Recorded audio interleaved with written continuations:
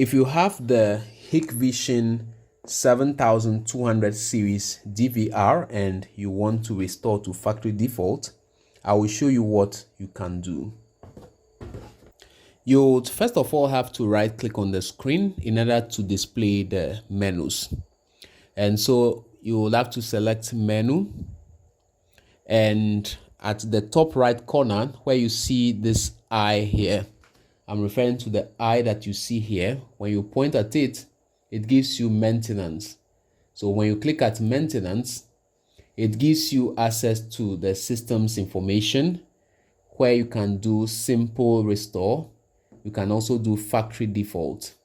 So if you choose factory default, that would take the machine to its original state before you did your configurations.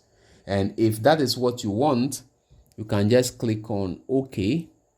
After the confirmation of your password, you would have to put in your system password.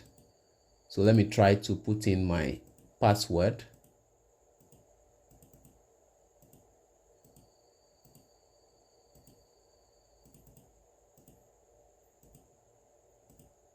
And when you click OK, the system will reboot, and when it starts, it will be restored to its factory default mode as if it's a brand new DVR.